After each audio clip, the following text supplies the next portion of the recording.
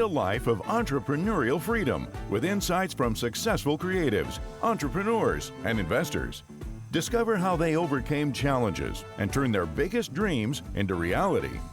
They share their personal success playbook so you can build the business and life you truly want. Welcome to Passion Millionaire, the podcast by Robert Roth. Rock and roll your dreams.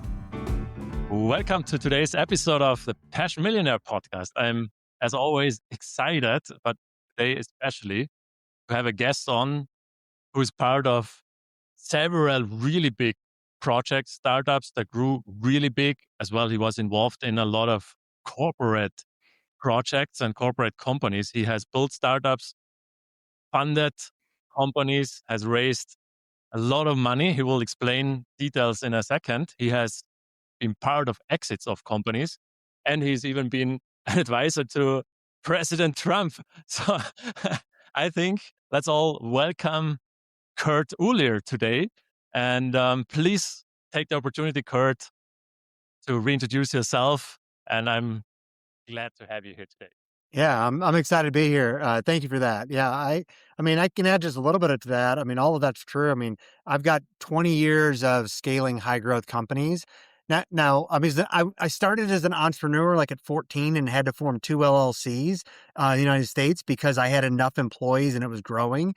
But like that actually hasn't been where I've stayed. I actually have kind of fought being that entrepreneur for years because while I've done it, and to your point, I've started companies, I raised companies, I've realized a few things about designing my own life. I'm much better. I thrive being a kingmaker or a queen maker, but I'm a scaler. I don't. While I can be that person that goes and hacks himself into the jungle with a machete and goes from like $0 to $1 million or $0 to 10 million, I'm much better coming in at a later path where a company's at 10 million or they're at 50 million and they want to add a 0 to the end of there. So today I'm the chief marketing officer at a company called Easy Home Search. We're redefining the real estate category in the US. So changing how people discover real estate. We've launched a couple of subsidiaries. In the past, I've led go-to-market and growth at companies like eXp Realty, what's now the largest residential brokerage in not just the US, but the world. And so we grew them from like 4 countries to like 22, I think, before I left. Social media management, we helped build up a company we sold to Oracle after they raised $30 million. I started one of the first influencer marketing platforms. But I'm not just a marketer. I've invented a whole bunch of technology. I've been part of, like you mentioned, like 60, maybe even 80 funding rounds and exits, an IPO, an $8.1 billion exit. I've helped retire 2 of my CEOs in the past. And one of those was the former president of Disney theme parks before he joined our company. And he later became my mentor and taught me a lot about things that I had done wrong when I was working for him and working for people underneath him. So that's just a little bit about my background. I mean, I dabble as a keynote speaker only because I am a full-time operator. And, you know, we kind of talked about before we hopped on, it's like people often call me and I'm like, why did you call me? And they're like, well, we called Ken Blanchard and James Hunter and John Maxwell and one. They're really expensive. We assume you're probably expensive, but they're like, they've been doing nothing but writing books for 30 years. You're in the ground, in the field, on the ground. And they're like, we think you'll relate to our employees better. I'm like, well, that's true, which is also why I'm here. Because it's like, for me, I usually tell people, I'm like, the blunt truth is goals and dreams alone are path to failure. And I think very much from what I've seen from just a little bit of your content, systems and healthy conflict are how you succeed at work and at home. And almost nobody teaches that. Wow, that is very inspiring. I mean, first of all, like this is a crazy scale that you have worked in the past and that you're working right now. And if I could ask one question, because I'm curious about it, like the typical company that, you know, would be interested in working with you because you're the best fit for them. You know, you've mentioned they are making a couple million, maybe around 10 million, and then they want to add a 0 to that. Like, how would they even know that, you know, we need Kurt? Like, how could they look at their company and figure it out quickly, potentially? Yeah, well, a lot of times the companies, it's going to be a venture capital group or a private equity firm that's going to bring me in. They're going to know, one of their partners is going to know me. Where it is those earlier stage companies, like I usually won't join as a full-time executive. I've done fractional work with them in the past, but so I'd say how they would know is I find that companies usually start to plateau at because the CEO starts to cap out, and there's ways they can help. Maybe they've matured enough and said, I need to hand off a substantial amount of my business. In my case, it's going to be the growth engine, revenue and sales, to somebody else so that I can do the part of my job and the company that I enjoy, while somebody else that knows how to do 10x the business can do that. So if they've matured that might be a good talk. Or that path one where I keep up just a couple of slots, usually to do executive coaching for people where they maybe need help figuring out what they need to do next. And so, like, do I hire somebody? Do I step out of my business? Should I sell? Should I raise money? And so in that case, like, if you're going to raise money, you should be getting ready for that 6 to 12 months before you start. And you need to really understand what all of those paths look like. And like, it's well worth bringing somebody like me who's done that a bunch to help guide you through that. Yeah, that's quite interesting. I mean, so basically what I'm hearing, please correct me, like there's usually also a lack of clarity. So they don't know exactly what's the best path forward. They might have a goal for themselves or for the company, but they don't know how to reach that goal, or maybe they are not sure. There is no clear goal, and then they need to even figure out what their personal or company's goal should be in order to reach the potential of the company. I think that, yeah, that's a lot of it. I mean, it's weird where I come in executive coaching. Sometimes it's very clear of, hey, they need to figure out who they need to hire and or how do I get my company ready to sell or raise money. Those are very concrete. I'd also find it's very rare for somebody to come in even there, and that's where we stay. Because what usually happens is when we start talking, I find out that those founders and operators, they started with passion. They started with the frustration of having a 9-to-5 job. They wanted freedom, but what they've ended up with, that's not what they approached me with. But when I start asking questions, they realize they actually have a very expensive job. It's expensive mentally, spiritually. Their calendar, they don't control it. If they have a spouse, their spouse may not know them anymore, and that scares them if they start to touch on that. Or they would like to have one, and they have no concept what that could look like with the life they have. Or they have revenue that looks really good on Instagram, but it either feels fragile or they're not profiting any. And I'm like, whoa, if you're making, $8 million a year, in gross sales, you should be profiting a crap ton of money. And we need to redesign some things to help that. And so usually that's actually the conversations we get into where they think they have clarity, but like I said, it's one of those things where we start to go, this is actually when we get underneath it and you truly open up, like, no, like, you don't have the clarity that you need to have both to enjoy your life, but especially if you want to exit the company at some point. Yeah, that's quite interesting. Like, especially if somebody thinks he has clarity, then he needs to know how to figure out if he really has clarity. And I assume usually if somebody has clarity, he would be growing really fast, while at the same time have the life that the spouse would say yes to. To They may not rephrase be it like growing that. very fast. Actually, that's a great thing. They may be growing, but they should at least be very content. I mean, my wife and I, we sit down and we steward my time and both of our skills the same way most people only steward their budget, whether personal budget or their company budget. And so it's like we're very cognizant of we turn down opportunities every year that could be earning us millions of dollars of extra, especially when you look at time going forward.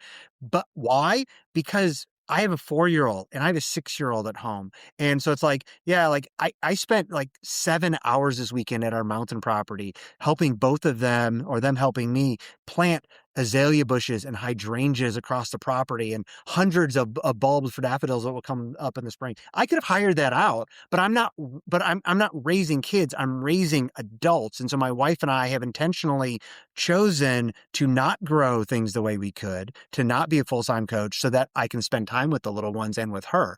And so, but that's a clarity that we have. And so we feel very confident in that. And I find most founders and entrepreneurs that are doing, especially I think your audience, you might be doing 1 million to 8 million a year in revenue.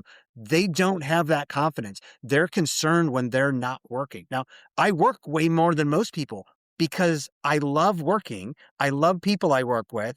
And like Netflix just doesn't do it for me. So it's like, maybe I'm going to watch like a, Star Wars thing or something, but it's like, no, I would rather write a 5,000 word article or go plant bulbs with my kids than I would, watch Netflix. And so like, that's a clarity I have that I find a lot of people do not have when we start talking.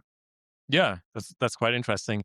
And like when you come on into a project, like now you do that more and more also as an advisor. Let me call that advisor if that's wrong. Coach, you use that word, right?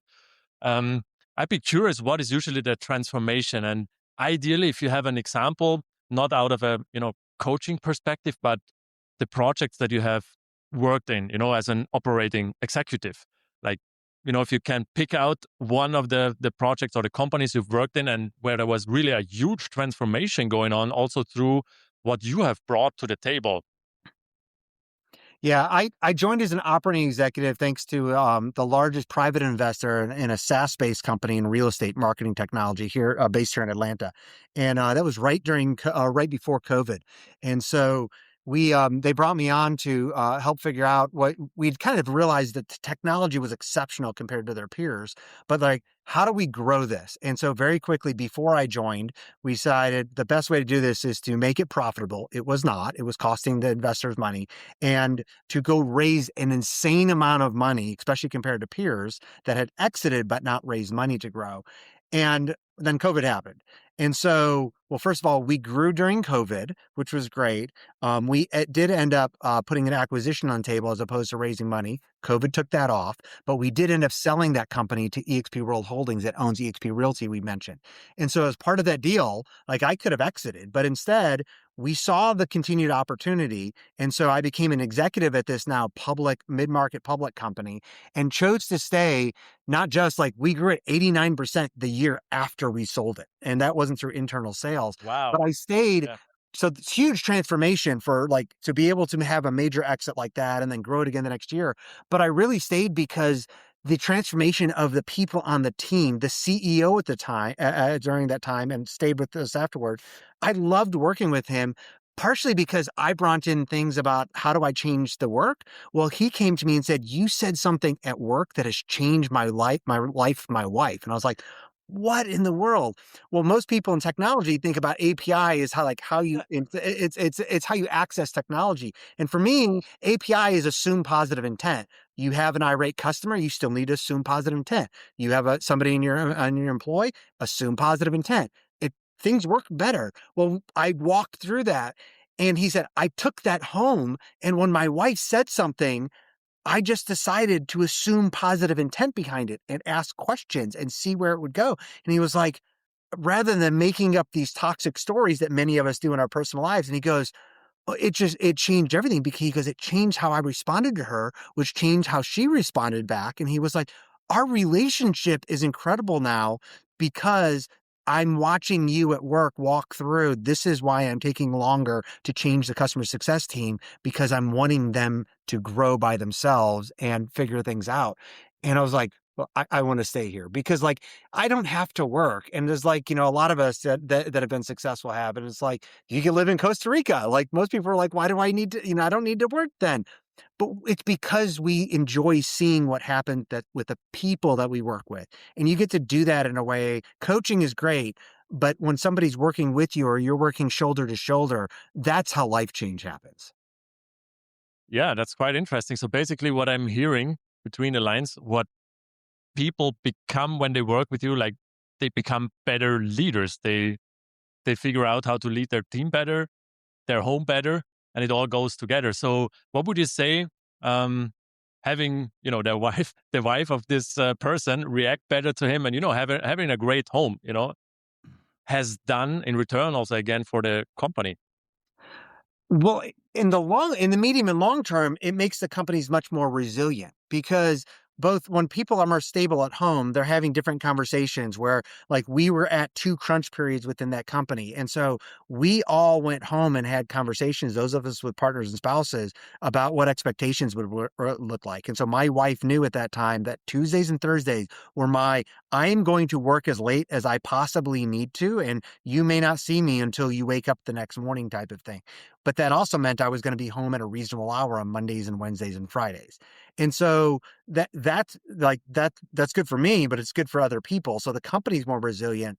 But what I've also found is when we show up with that assumed positive intent and we show up to serve the people that we've hired, well, what ends up happening is they actually, like, you can't hold anybody accountable. When you actually treat people that way, they're showing up to war with you. I mean, like I'm not paying somebody to work 40 hours, 50 hours a week. I'm hiring people to usually help me change an industry or grow something, like I said, 10x or 50x in just a few years. And so um, the companies become more resilient when you treat people different and you show people. Part of that assuming positive intent is showing people that like you're wrong. The way that people open up more to you on things is pointing out personal things, but work things that you're wrong, which makes the company more resilient because you find out problems sometimes years, at least months before it would otherwise have waited for data to happen. Yep. And how do you find those type of team members, that are exactly showing up the way that you just explained? Uh, Doing it for a number of years helps because then when you post and say you're hiring somebody, people recommend people to you, or will share your job. I do find a lot of it, though, it is how you write your job description, which is actually going to be better for me now than most of the people that are using AI to write their job description because nobody wants to do that well.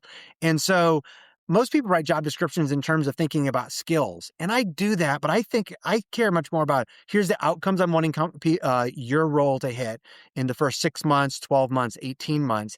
And then I'm going to have things on there that says who I expect you to be, like from actions perspective. Like I'm not hiring people that I necessarily want to, have dinner with, and be friends with. Like that may happen over time, but we're going to work well together. That's just the nature of how I lead. What I want is I'm going to put on there, and this will be in most job descriptions that where I've written it. I want people that have a bias towards action. I want people that have strong opinions, but they hold them loosely. Like I've been part of more than 60 acquisitions and funding rounds. I have really strong opinions. But you might have a better way of doing something or I see something that I don't. So I'm going to come with my strong opinion, but I'm going to hold it like this in our conversation. And then the third thing that I'm going to kind of do there is I had people apply just because they go, I don't know what this means. And I've never seen it in my real life. I want people that thrive with healthy conflict. I used that term before.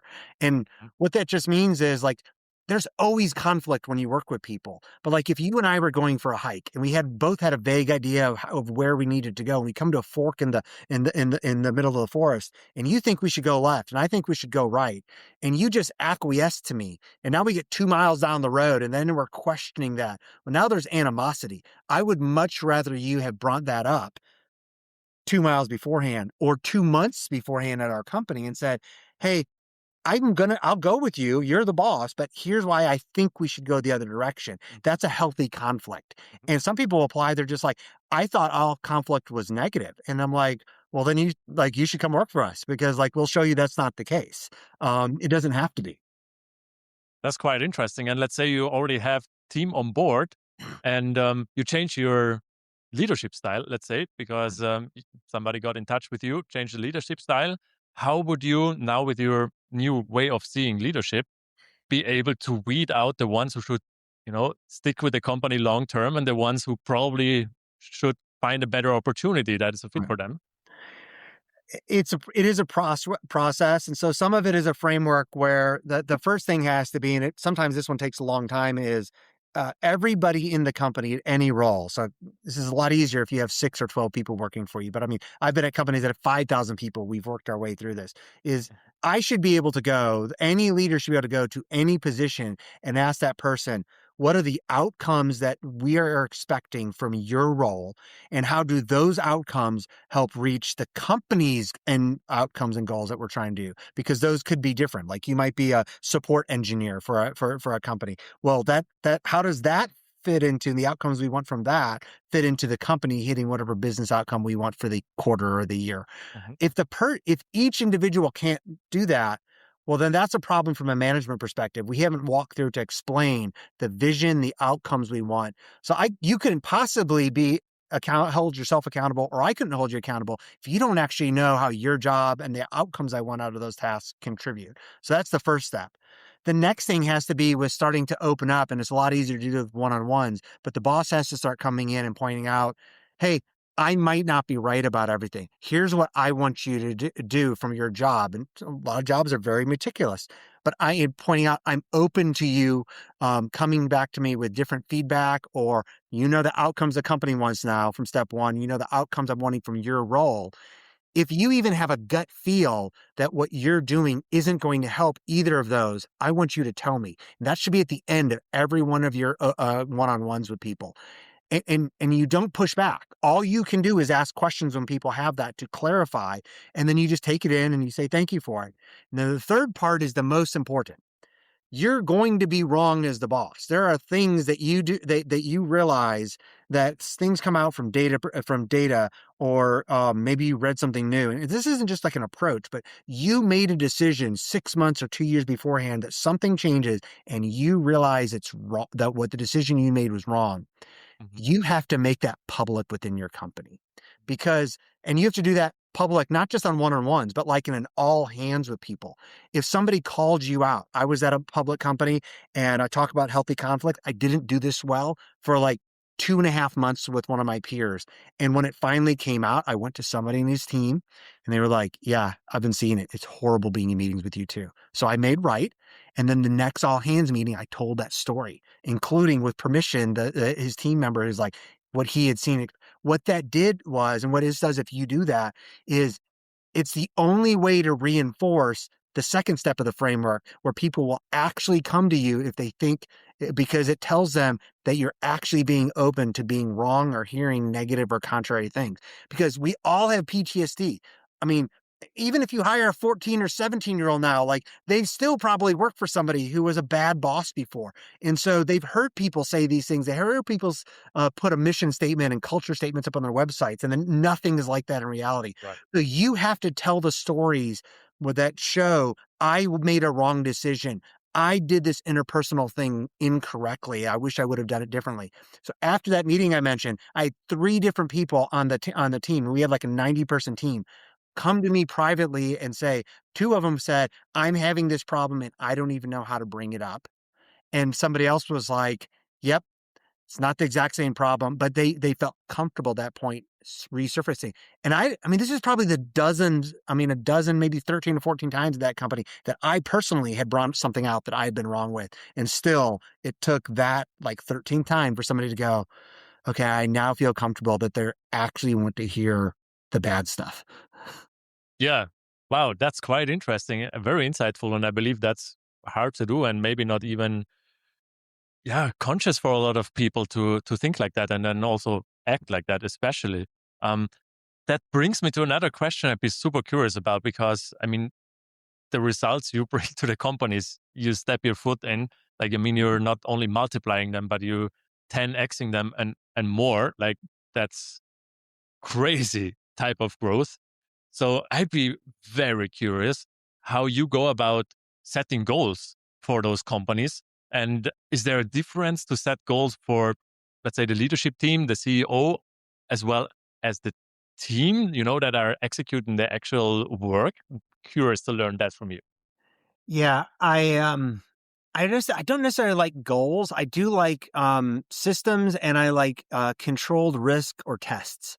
And I just say that in terms of the like at any size company, like as long as, if, especially at the leadership level, the leadership needs to accept how much risk they're willing to take. And so I may join a private equity company that has basically, because of the life of their fund, is expected to start making returns back to those investors in 2 years. Well, the risk for that is going to be very different than if it's a new fund, and so they've got 5 to 7 years before they're going to have to start making returns. And so, like, that's a meaningful thing. If I was to join a company or coach a company and they're at like $8 million a year in revenue, but their margins are just very thin, well, we have to work on their margins, either by helping grow their sales or by fixing the expense side, so that they if they lose a client or two as we're making some shifts, or a client just leaves, that things don't go completely sideways. And like, I just say that, and leadership needs to be aware of, there's both individual investor risk. And if you're the founder of the company, then you just have to be okay with it, as does your spouse. And so, like, that's like, there is a plan B. Like, if you have a spouse and you have kids, you should be considering the plan B of what if this thing fails. But also, every new employee you have, you are now responsible for their family. So if you run things too tight and the company fails and goes bankrupt, Well, if 20 families are not going to be able to put food on the table, that's your fault. And so you do have to think about this. So the risk matters there, but it also matters just where do you invest? Let's use AI right now. I tend to work in really big companies. I see both small companies and massive companies thinking, hey, I can write 1,500 articles a week with AI. And can you? Yes. And every single test I've seen at every size company they'll have a massive traffic increase for somewhere between 30 and 90 days top. And then it absolutely gets destroyed and is sometimes not recoverable. Well, that's a high risk. Like, yeah, like I would never take that risk. On the other hand, I go very fast with everybody on my team uses AI for creating content, optimizing content, identifying content we should create. Well, I have a separate little bit that says, okay, I want them running well because we're growing this massive company that's a category changer. And I have this small bit over here where I'm testing out mad scientist stuff. And so we've compartmentalized how much time and efforts we put into that because in the case of AI content, like my CEO and I have gotten like 40 pitches from companies that have all raised venture capital money that claim that, hey, we can rank you in ChatGPT and Perplexity. And I've now gone to two of the largest venture capital firms who have written checks in the space, as well as two of the heads of mergers and acquisitions at the major public companies that would acquire the rest. And all four of the people said, everything that claims they can monitor visibility is smoke and mirrors, and everything that claims they can write content without people intervention is smoke and mirrors. And two of them are like, but you've written checks. And they're like, it's our job to be in the game. That's how we learn more. And we think that's going to happen. Well, of course. So there's no plug and play thing that I'm going to write 3,000 or 35,000 a month and just be like, write my content for me. Yeah. So, but so that allows us to make risk calculations and then go, okay, but in our case, it makes a lot of sense to invest money for my crazy stuff with a couple of engineers, all of my content, writing programmatic stuff with AI.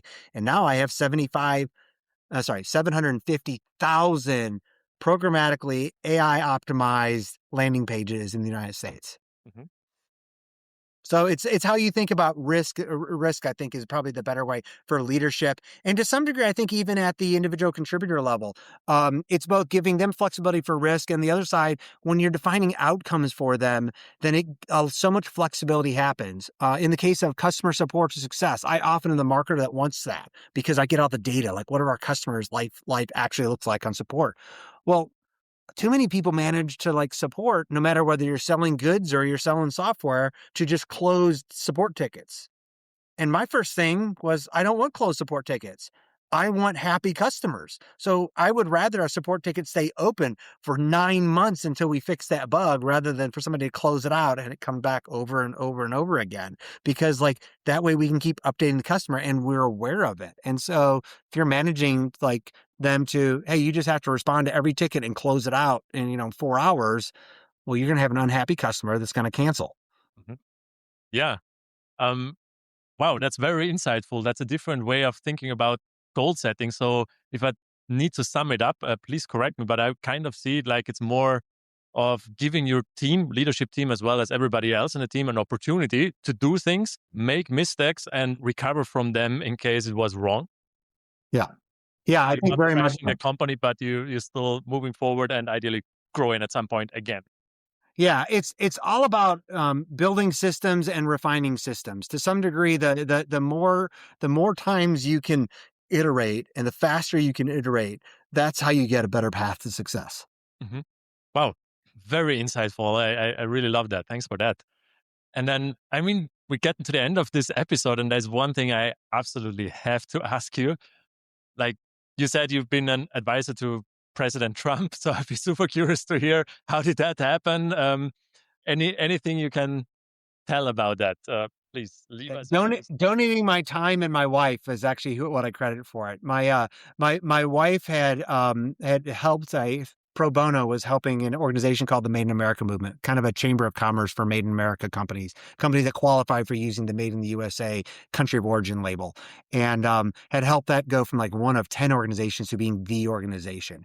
And somewhere during that time period, I got introduced to the founder, this woman, Margarita, who's a wonderful woman and had run this thing.